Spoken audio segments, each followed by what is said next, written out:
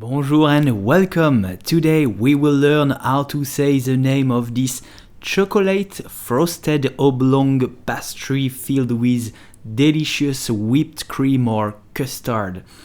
Usually classic chocolate éclair have a creamy vanilla pastry cream filling. It's almost like a vanilla pudding with a proeminent vanilla flavor and not too sweet. So, how do you pronounce it?